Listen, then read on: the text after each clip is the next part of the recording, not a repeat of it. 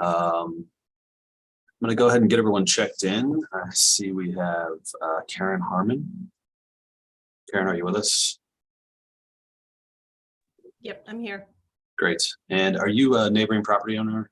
Yes, I am. Got it. All right. And Ms. Meyer, welcome. How are you? Good. How are you? Good. You were the ABC, correct? That is correct. Okay. Great. And John, how are you? Good. How are you? Not bad. Another neighbor. Do you two live together? Yes. Okay. All right. Fantastic. I don't think we'll have anyone from zoning here today. So we'll just have to rely on the staff report, which is updated. I know that I was not the ZHE on the original hearing, and this is a continuance of that hearing. I've had a chance to review some of the video and the updated staff report, though, and so I'm familiar with the prior testimony. Last thing I need to do here, guys, is read through our hearing script. I know you guys are all familiar with at this point, so let me go ahead and do that, and then we'll jump right into it. So this is the November 16th, 2022 session of the Zoning Hearing Examiner docket. My name is David Sturkey.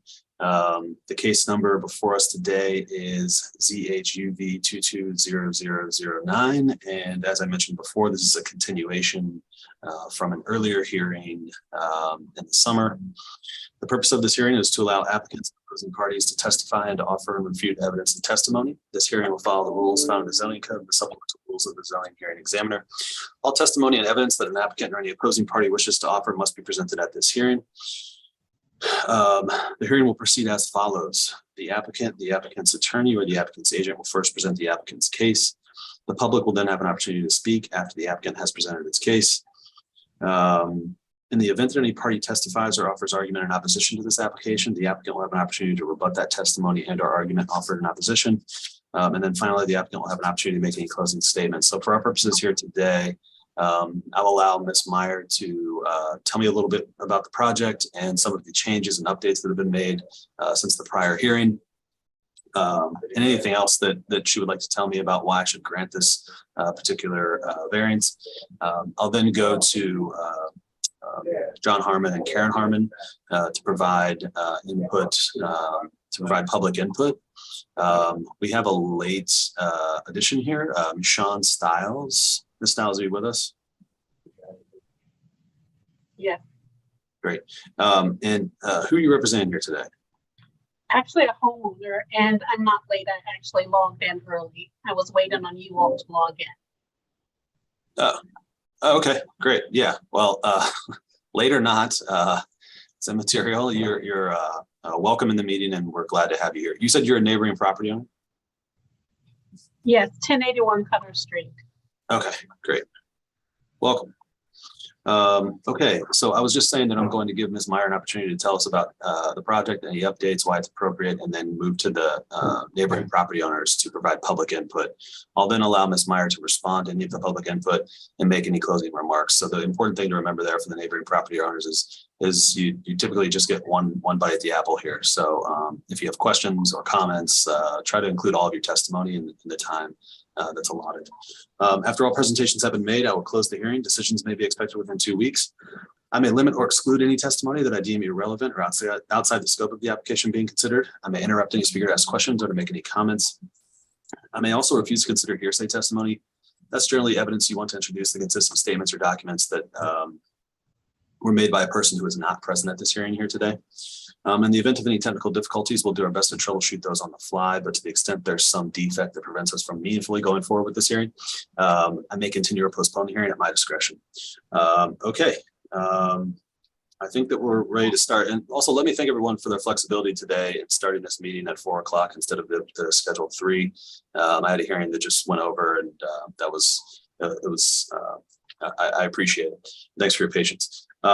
Last thing I need to do is swear in all of our witnesses. So if you intend on providing any testimony here today, making any comments, asking any questions, really doing anything other than just strictly observing, then the zoning code requires me to swear you in. And so if that's you, if you could take yourself off of mute, I need everyone to raise their right hand and to answer out loud. Do you solemnly swear the testimony you shall give will be the truth, the whole truth, nothing but the truth? Yes. Yes. Almost there. Yes. Okay, great. Thank you. All right. So, Ms. Meyer, you ready to proceed? I am. Fantastic. Floor is yours. All right. Good afternoon, everybody. I am here on behalf of Hayes Porter School. They are proposing a new monument sign, and our original proposal was very oversized. So we have actually significantly reduced that. Size-wise, it does fall within zoning regulations for the zone that it's in. We've reduced it to a 6-foot overall height and a 5-foot width. With a 20 square foot total overall area for the signage itself, which is the maximum allowed in this zone. The main thing that we are asking for today is that we allow the sign to be illuminated. That does include an electronic message center, and the message center and the cabinet have dimming capabilities. So they would adjust themselves depending on the outdoor lighting, and they can always be put on a timer as well so that that light can be reduced at a certain time at night and or in the morning, or up to the school. And depending on how you guys are, feeling about everything, it could be completely turned off, in all honesty. So the main thing, we've reduced the size overall to fit within what we are allowed to have. The only thing outside of that is the illumination. So that is what we are asking for today, is to allow them to have an illuminated sign. Per the Midwest Sign Association, according to the square footage of the sign itself at 20 square feet, the maximum light projection is 45 feet. And from sidewalk to sidewalk, from the school to across the street to the residences, is approximately 85 feet. So the projection of light is not really it should not cause any issues as far as across the street goes. And the way it's positioned perpendicular, it's going to allow the light to not go directly to the residences either. So we're hoping that these changes will kind of work within what we're looking for, and we can make this work for everybody. I'd be happy to answer any questions. Okay. I think I'll hold off on my questions until I have a chance to hear from the public on this. So I'll start just based on the orientation on my screen with Karen Harmon. Ms. Harmon, did you want to provide anything today? I want to provide something, but can I also ask a question? Sure. Yeah. Okay. Megan, can you say electronic message center? What does that look like? So those are digital boards that allow from a computer to change the message, whether that be every 10 seconds, every minute, which that can be a stipulation as well. Obviously, we don't want it changing right one after the other. But I'm trying to think of an example that you've probably seen out somewhere. But essentially, it's just literally a digital LED board that can have graphics sent to it from a computer. Okay. Does that help at all? I'm sorry. Yeah, it does. Yeah, saying that it's an LED board is really okay. So we live directly across the street from the school, and literally directly across the street from the sign. No one's front door faces or is close to the sign as our house is. We're really concerned about the precedent of letting LED boards be in residential neighborhoods. Okay. It starts with one school, and then it's the next school, and then it's the next school, and then Messer Construction down the street wants to put a billboard size LED that's, visible from the highway and our neighborhood, right? I don't want this to be the precedent that starts that slippery slope for our other neighbors.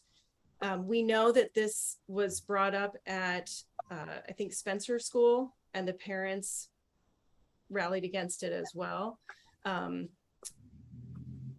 we have concerns. I just have a lot of concerns about the light, and I know there's an idea that it could be on a timer, but I'm going to tell you right now, that board didn't change for 6 years.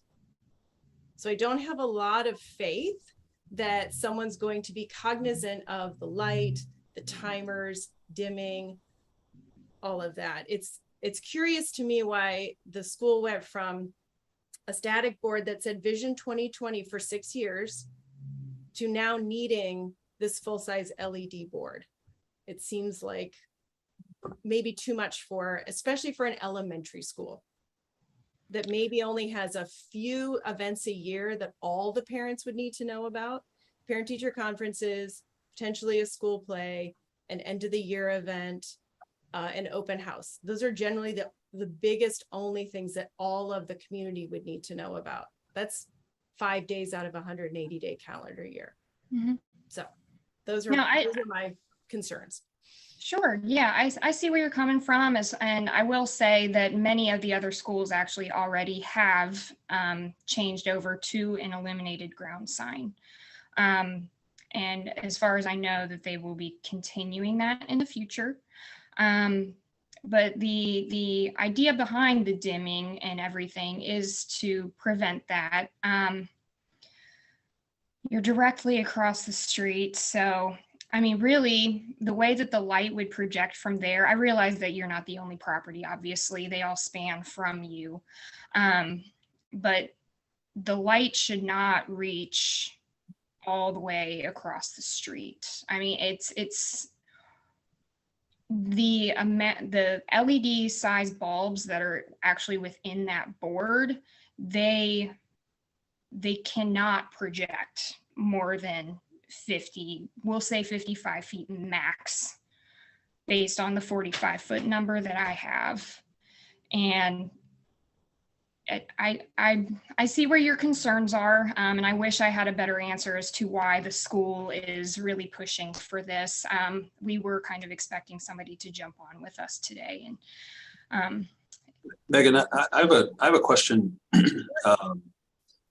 Because I'm not a scientist, I'm a lawyer. I don't know how lumens and projection, exactly what that means and how it works. So when you say projection, does that mean, for instance, that nearby homes won't be able to see the sign illuminated? Or does it mean that like light from the sign won't reach the inside of their home?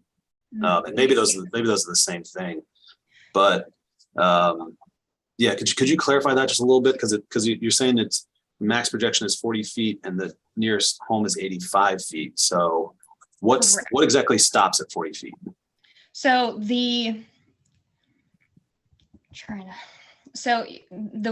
everything will be visible, like you'll be able to read the board, but the actual projection of illumination itself, like let's say it's a light switch. That light from that would not reach inside those homes. You would be able to read the message from where you're at because it's illuminated, but that overall light will not reach that far. Gotcha. Okay. So if they were to open like a front window, there would not be any light pollution at all coming from that sign or past 40 feet. Like if they turn their lights off at night, like they wouldn't see any light coming into their home. To my best knowledge, no. Okay. Okay. Thanks. Karen, did you have any other questions? No, I'll pass it along. Thanks. Sure. Thank you. Mr. Harmon? Sure. Thank you. I also did want to note that one of our neighbors, Mr. Van Ackerman, has submitted written testimony. He was unable to attend, but I believe that was submitted. I have a quick question for Megan. You cited that these signs are becoming more common. I drove around the city and visited almost 20 CPS facilities, high schools on Madison Road, on Reading Road, on Coleraine, elementary school on Coleraine, additional others, Kilgore, you name it. I didn't find a single one. Could you please cite the schools you are saying in Cincinnati have this board? So we've done Dater High School, We are actually installing Avondale tomorrow. I can definitely have some other ones. Give me one moment. And is Dater High School is on, I'm trying to remember the street. Is it a small residential street, or is it a major thoroughfare? It's on a bit of a busier street. They actually allowed us the original size that we had actually proposed for this location is what they allowed for Dater, which was installed a couple of years ago. So it's on the west side. Yes. Okay, I found it. Yep, it's on a busier street facing across a school facility. No homes are anywhere around. I bring that up because a high school, certainly there's dances, you name it, all kinds of great events, sports teams, etc. But as Karen mentioned, who she did not mention, but she's a former elementary school teacher, has a significantly smaller number of events that would traditionally require the constant changeover of, say, a digital sign. Additionally, having visited a bunch of elementary schools, I know you mentioned one, maybe getting one installed. I know South Avondale is, I know it's on Reading. I don't obviously know where that sign might be, but it would be fairly rare in Cincinnati for a residential street to have this type of an LED board. Additionally, I want to discuss projection. I believe that projection would mean the distance at which the light would cast a shadow. Does not mean the distance, and I don't think that you implied this, but it would not mean the distance at which you couldn't see it anymore.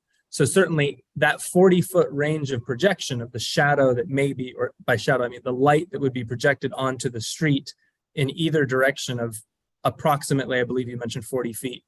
That could still be seen, that glow.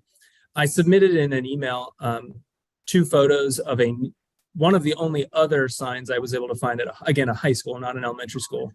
This was at Taft High School. It was installed in 2018. I could not find a corresponding permit application, so I was trying to compare how that process worked. The photos that I submitted show a dramatic projection of light. It was so bright, the sign was so bright that we could not read the text on the sign. And you can see that in the photos as well. The sign was so bright that it was just pure white. And I'm sure during the daytime, it's probably easy to read, but the daytime isn't really the concern.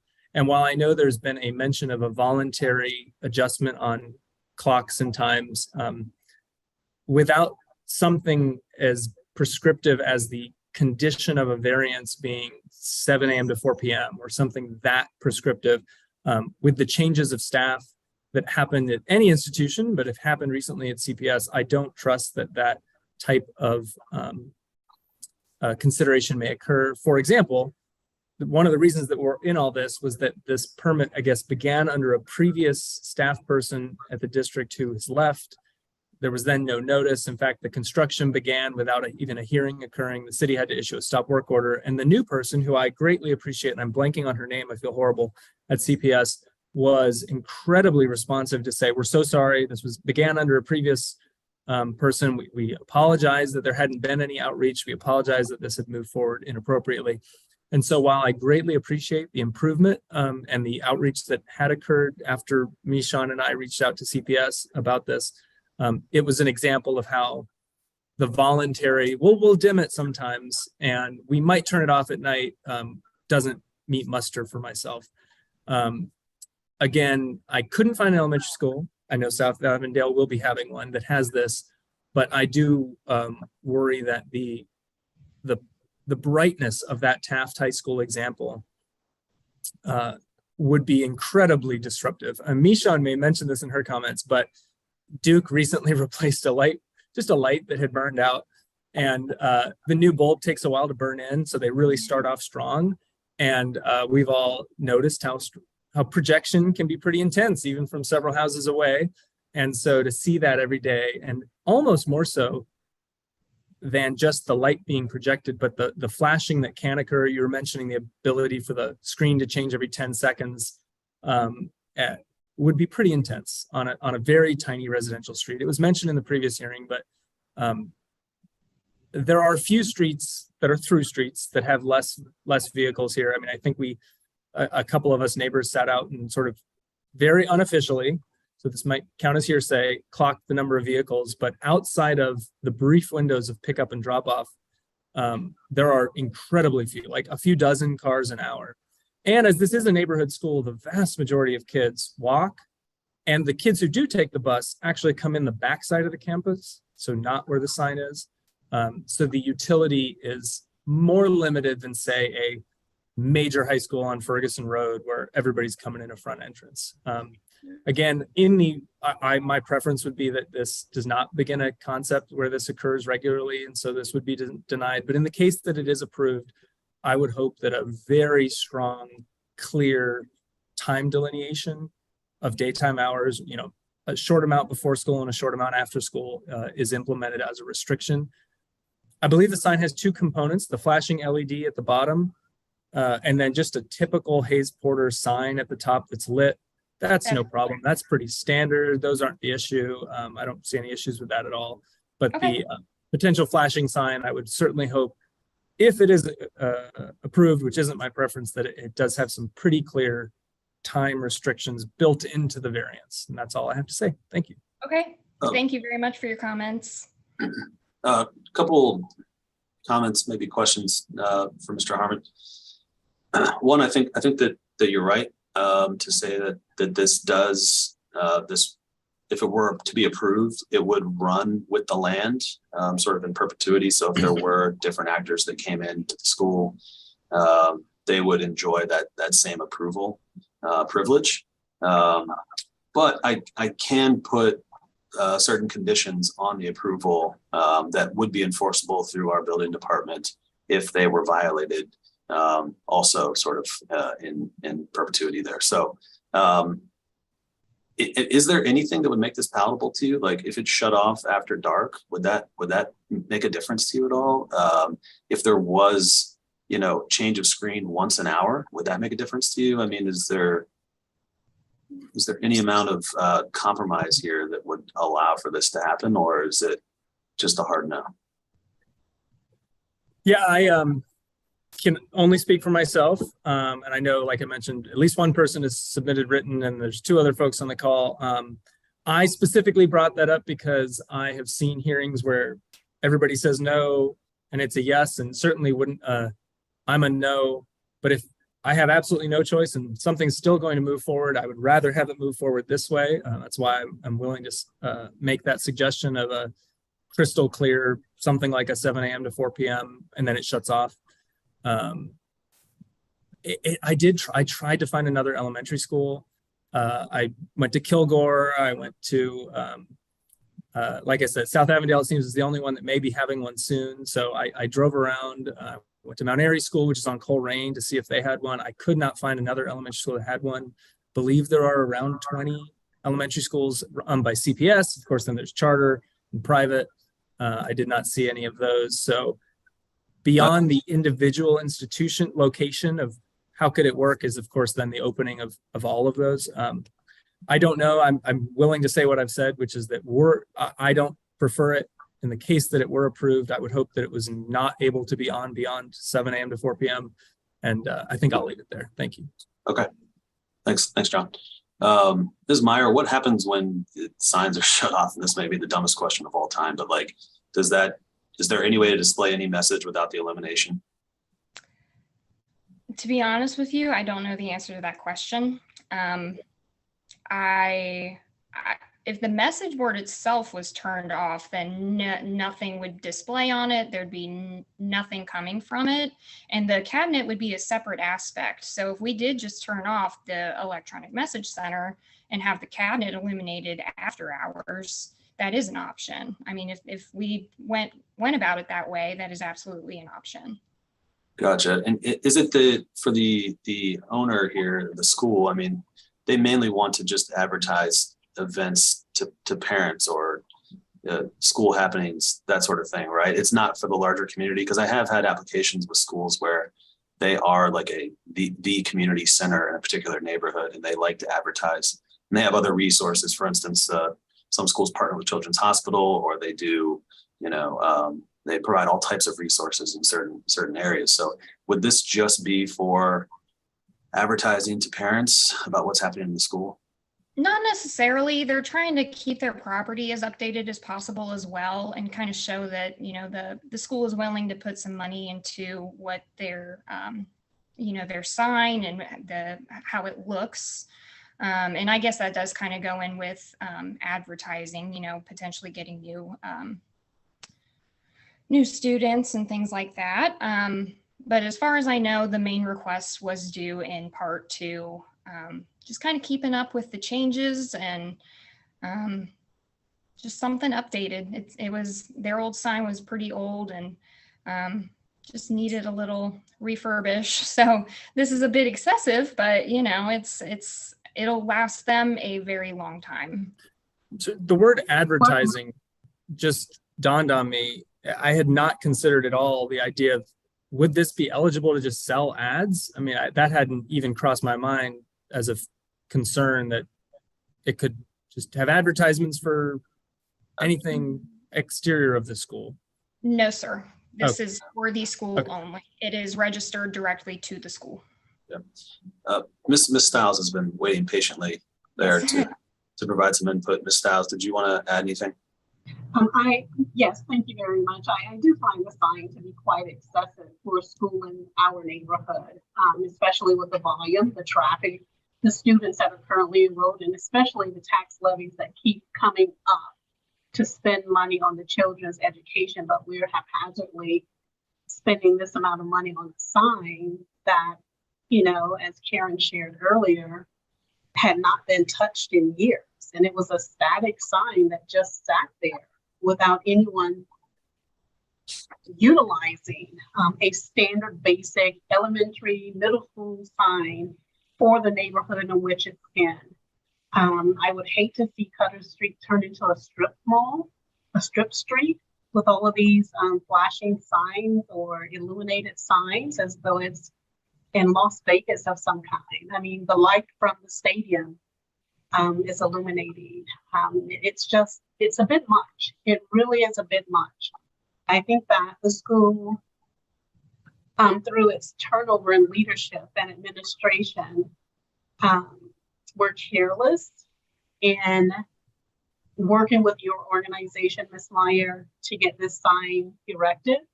To move forward without the approval of the city, to me, was concerning that your organization, not you personally, but your organization was moving forward without following the process. And I don't have the confidence that what is agreed upon today will actually be carried through if there was a time limit on the sign, if there was an illumination expectation that it wouldn't happen. I just don't have the confidence that that would happen. And, you know, to John's point, just walking past the high school around the corner with this big, it's a globe. It's basically a spotlight on the side of the building that does absolutely nothing because you can't see it. And that's on a high school on Ezra Charles, where you have hundreds of cars that are passing through every 15 minutes. We barely, excluding the neighbors, we barely have any traffic coming down the street unless someone is walking their dog or walking their children to school. And I just don't think that for this community, for this school, that is the appropriate sign to put up for that location. It's overkill. It really is overkill. You're putting a tuxedo on something that doesn't need a tuxedo. It just does not. And I'm just not confident that I'm disappointed in the amount of money that has been invested in something that wasn't well thought out for this community and for the school and for the students. I think that the funds could have been used for their education and not to make the outside of the building look pretty. That's just my thought. Thank you for your comments. I would like to note, oh, I'm sorry. Are you done? Yes, I am. Thank you very much for asking. Okay. I just wanted to add a quick note as far as the trustworthiness of the staff actually taking care of turning it on and off, that is all programmable.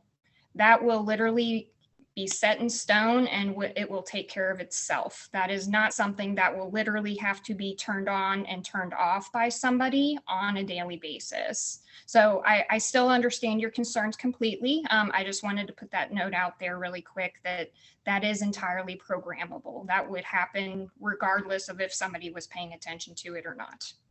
Thank you for adding that clarity. I have one other question. Mhm. In terms of the illumination, the standard light bulb used to have wattages, right? What is the illumination factor for that sign? I wish I had that answer for you. I do not. Give me one moment here. I'm going to check my drawings. Okay, because that illumination factor will cast that shadow or that pyramid. And I'm curious to know how far that pyramid would go. Although you shared some feet earlier. If the high school on Ezra Charles is casting an illumination all the way over to the high school, the other high school, the transitional dropout high school, which is across the street, which is more than 80 feet away. And it illuminates the grass in front of it, which is within 50 feet. And then to the street, it's 60 feet. To the median, it's 80 feet. And on Cutter, from the sign to the Harmons, to the Vans, to the Styleses, that illumination is still going to be there. And as John mentioned earlier, and I think I mentioned in my first communication with you all, when the city just replaces the standard light bulb, you have to put out blackout for that. That room is just off limits because the light is daytime, 24 hours in that room. Okay. Yep. I hear all of you. I appreciate all of your notes, and we will see what happens. I mean, obviously the school will go either way we need to. So thank you all for your comments. Ms. Meyer, were you looking for more information for wattage or something like that? I was trying to, yes, but I did not find anything in my information. Okay. I did get an email today from another neighbor. I'll just quickly read this into the record just so it's officially part of the record. But it's more or less redundant. I'm writing to oppose the zoning variance requested to allow a flashing LED screen to be installed on Cutter. It would dramatically alter the character of a very tiny, narrow residential street that sees very little residential traffic. I'm unaware of any CPS elementary school that uses such a sign. And if this becomes permitted, I could see every school in the city pursuing flashing LED boards, which could become a nuisance. This is Van Ackerman at 1085 Cutter Street submitted that today. So I just wanted to add that to the record as well.